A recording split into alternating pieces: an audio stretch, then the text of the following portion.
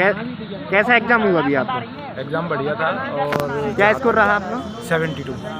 क्या क्या आ रहा है एग्जाम में? एग्ज़ाम में एमपी के वेटेज ज़्यादा था। जैसे जीएस पूरा टोटल एवरेज देखा जाए तो एमपी का वेटेज ज़्यादा था। शुरुआत के 10 क्वेश्चन एमपी के जीएस के थे, एमपी जीएस से थे, और फिर पूरा जीएस शुरू में ही दे दिया था। फिर मैथ और रीजनिंग का पोर्शन सबसे लास्ट में छोड़ दिया था। मैथ और रीजनिंग में कोई दिक्कत नहीं आ रही है। जहाँ तक दिक्कत आ रही है सिर्फ एमपी और जीएस में ही आ रही है। अच्छा, ओनली एमपी और जीएस। जैसे साइंस की बात की जाए, साइंस में क्या आ रहा है? फिजिक्स, केमिस्ट्री, बायो में से क्या आ रहा है? बहुत अटपटा सा था साइंस। फिजिक्स का मुझे एक क्वेश्चन देखने को मिला था। फिजिक्स का एक क्वेश्चन था और ज़्यादातर बायो से था, और बायो से भी पादपों से ज़्यादा पूछा जा रहा है। अच्छा। हाँ, पादपों में ज़्यादा पूछा जा रहा था सबसे, कि मतलब कौन सा ये हार्मोन्स ये है, कौन सा वो है, मतलब ज़्यादातर पादपों से। कोई डिसीज वगैरह भी पूछी डिसीज जा रही है? वगैरह कोई नहीं पूछी गई। कोई फुल फॉर्म? कोई फुल फॉर्म एक फुल फॉर्म एक पूछी गई। एक फुल फॉर्म पूछी गई थी। अच्छा, और स्पोर्ट्स से आ रहे हैं क्वेश्चन? स्पोर्ट्स से एक भी क्वेश्चन नहीं था। एक मात्र ये क्वेश्चन था कि ओलंपिक में, मतलब क्वेश्चन था इसमें से कौन सा सही नहीं है। उसमें ओलंपिक के सारे वो दिए थे। विश्वनाथ आनंद का दिया था कि मतलब पहली बार वो मिला उन्हें 2014 में भारत से सम्मानित किया गया। पहले व्यक्ति में महिलाओं को साइंस क्षेत्र में लाया गया। तो ऐसे तरह के क्वेश्चन थे जिसमें से ऐसे देखना था कि कौन सा इनमें से सही नहीं है। अच्छा। तो जो मतलब टिक करना था वो आपको देख के वो बताना था, बस यही क्वेश्चन था। स्पोर्ट्स से समझ लीजिए चाहे कैसे भी समझ लीजिए। जैसे नहीं लग रहा है किसी कहते हैं पृथ्वी। पूरा कुल मिला के मुझे जीएस में 3-4 क्वेश्चन ठीक लगे, सिंपल से लगे, और पूरा जीएस मतलब एकदम अच्छे लेवल का था, बहुत अच्छा पढ़ेगा। अच्छा, जैसे कि मैथ की बात की जाए तो? मैथ और रीजनिंग अगर आप करना चाहते हो तो मैथ रीजनिंग में कोई दिक्कत नहीं है। अच्छा। मैथ रीजनिंग में आपको कोई दिक्कत नहीं आएगी। 65 और मैथ रीजनिंग के क्वेश्चन आए तो 65 में से दोनों को मिला के, क्योंकि 36 से शुरुआत हो गई थी मैथ रीजनिंग की, 36वां क्वेश्चन मैथ रीजनिंग से स्टार्ट हो गया था। तो मैथ रीजनिंग में कोई दिक्कत नहीं आएगी। जहाँ तक है मैथ रीजनिंग सब बन जाएगा, 60+ स्कोर चला जाएगा मैथ रीजनिंग। जैसे मैथ की, चलो इंडिविजुअल मैथ की बात की जाए, किस किस चैप्टर से क्वेश्चन आ रहा है? मैथ की बात की जाए तो अलजेब्रा आया, डायमंड वर्क का।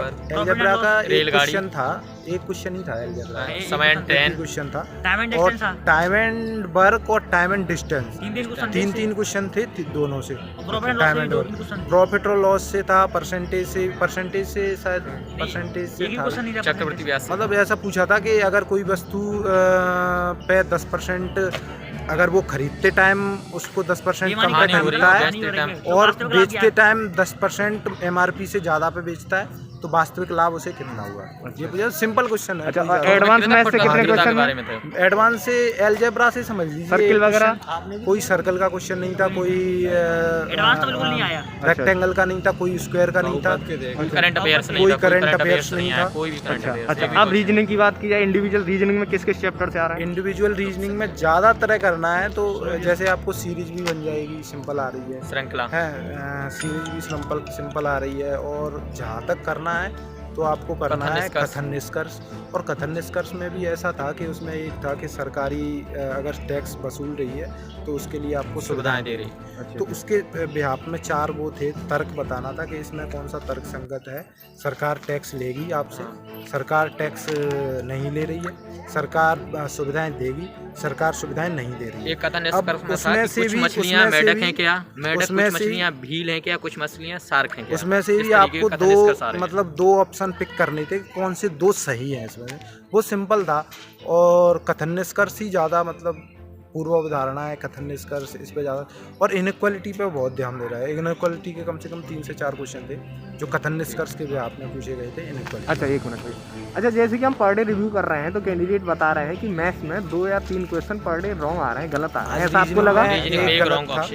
एक रॉन्ग था। और मैथ में मुझे सारे मैंने पॉइंटों में निकाले, किसी में कोई ऐसा नहीं है। एक में मुझे दिक्कत आई थी हालांकि, पर मुझे लगता नहीं था, आसपास निकल रहा था उसके, तो वो भी क्वेश्चन सही होगा। अच्छा, एक अभी हमने रिव्यू लिया है, एक भैया ने बताया था कि इंग्लिश लैंग्वेज में क्वेश्चन अलग था, हिंदी लैंग्वेज में क्वेश्चन अलग था मैथ का, यानी सिंबल का डिफरेंस था मैथ का।